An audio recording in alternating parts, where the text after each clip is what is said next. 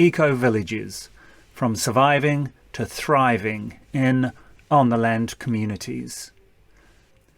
Ananda Valley community in Portugal, Damini and family living off-grid.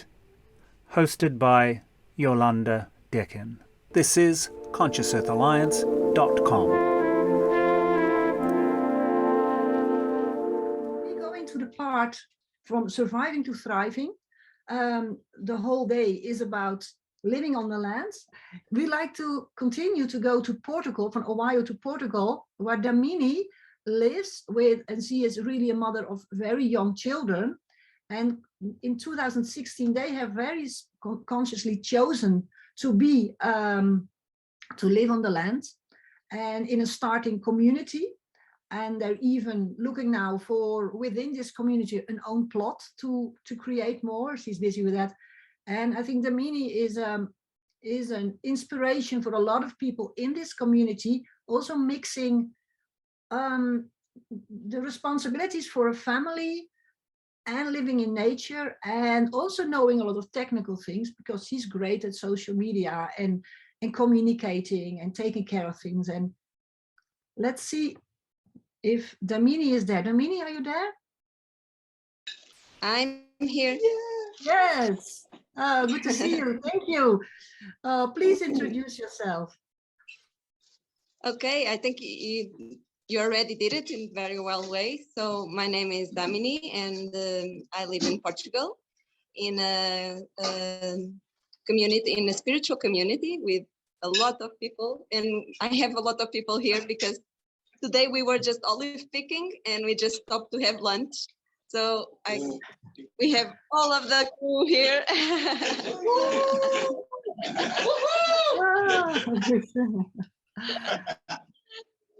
So yes, and I have one baby sleeping here.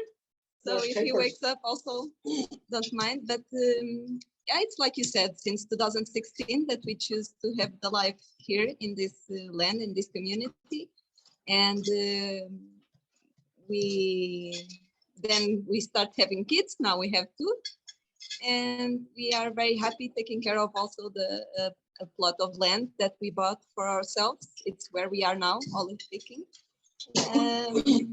But mostly we live inside in Ananda Valley. We live in a yurt, the 4 of us, and yes, with a whole big community around us. Great. We're looking for your beautiful pictures you made. So I can start showing you the family. Here you can see how we are growing. This is so since 2016 we came here, only the 2 of us, and then 2018 Eva arrived. She's almost 3 years. She will be 3 years in the next month. And now we have Gaspar with 7 months. And together here with other friends of the community, so the kids are growing together, they play with other kids. And now we have another family here also with a child the same age as Eva, so they play a lot. We have Nico, Iste, and Ranko here with us. So more and more families are coming, and it's totally different to be in the community with the families also. So this is what I wanted to show about the family. Then I can talk more about the place. So this is a beautiful place in the mountains. We are 30 minutes from the highest mountain in Portugal. And we can see snow in the mountains. We have a river crossing the land. We have you can see in the corner, the dry toilet. That's our dry toilet there. And the kids playing in the trees, in the forest. So this is really a super beautiful environment to grow with the kids and family, and also to do meditation, as you can see also in that picture. It's Shiva Mukta meditating in the river. Beautiful, and beautiful. Yeah. Thank you. And could you tell us something about the you know, how it is to live there with small kids? I think there are some challenges. I think there are a lot of Sure. strong points on your project. Yes. So it's like we are the first family kind of living here with kids. So it's all a big experience. And even now, because Eva is turning 3, so it's in this phase of no and challenging, and it's great to see that she has a wider family, not just the parents. She has everyone with her, and the support of everyone trying to make her um, understand the things. She's very curious, she's very explorer, and but I do feel that everyone is also part of her family and had important task in the raising her also. So we do a lot of activities here. We just started with the kids activities because we want to develop the neo-humanistic school here. And so 2 weekends ago, we received 10 children that came with the parents, and we did yoga for children. We take a tour in the land. We did storytelling, and we did some planting. We plant some flowers with them. And it was amazing. Some kids, it was the first time they saw a greenhouse. One kid, he was saying, "Oh, I saw this in the books. Now I can see a real one." So it was super good for them to come and to put their hands in the land, in the soil, and to be more connected. So that was super good. Here we are all vegetarian, and most of the meals, they're all vegan. So we eat from the land, the things we produce, and we also take from the neighbors around that they also have production. So it's not everything from us, but we also do this exchange with the neighbors. So we have a lot, and even gladly, like in Portugal, the factory of tofu is here. So we also have very fresh tofu, organic tofu available for us. So yeah, so this is like the main activities we have here. And the pictures, you can see the kids planting trees, the kids doing yoga, and in the other picture we were starting the agroforest here, and this is it. And and Damini, just to have the water in the mouth of all the listeners, tell a little bit about the berries. The berries. That's what I remember. Okay, it's almost a problem. Yes. You came here in the berry season. So yeah, we have berries. We have blueberries, blackberries, and raspberries. They are all organic certificate, and we provide to local markets here, and they are like the best you ever taste. They are super sweet, super good. But now the season is olives. Yeah, okay, that's the next one.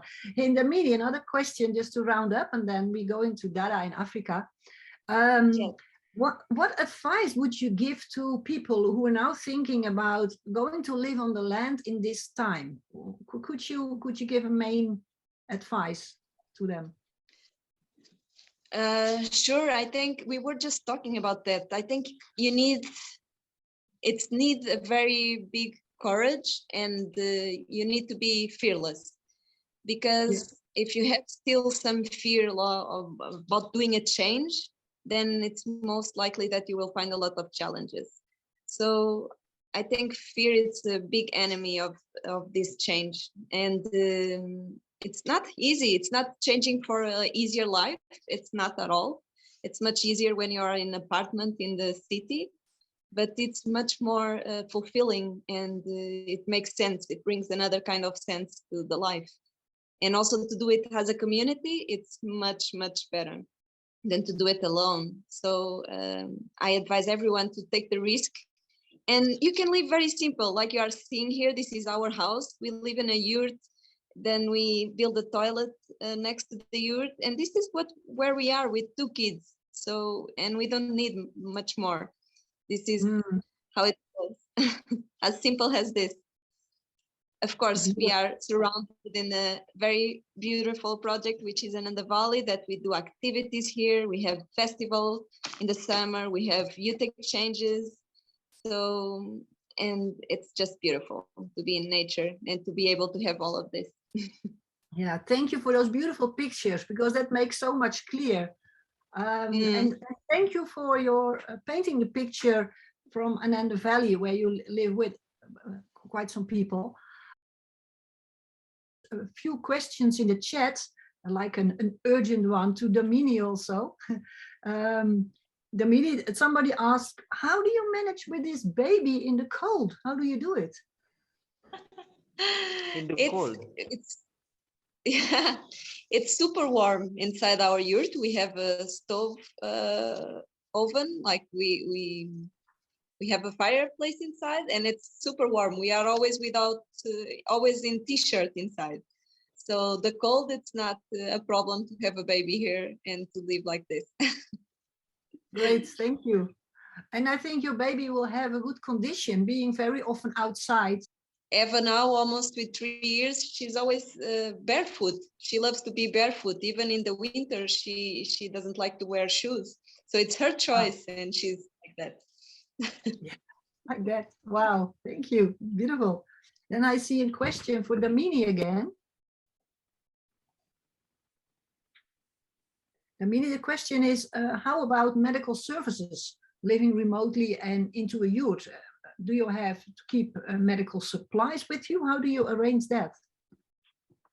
So we are not far away from the village. We are like 5 minutes from the near village, but we are okay. I just take my kids to the health center here. So, and the doctor just see them when it's needed, and that's it, and everything is okay. So we don't feel no need to go to big hospitals or whatever. Everything, we have good health here also. Yeah. Okay, thank you. Thank you for answering. Thank you all for painting this picture from your practice and what you came to know. It's very encouraging and also attractive to live in communities. I really got that from each of you. So I want to thank you a lot for your input and for your love and your consistency, your hard work, I know for sure. And yeah, thank you so much for contributing to us, to our program. Thank you so much for bringing all these practicalities in. Thank you so much. The invitation. Hope to see you again soon. Thank you.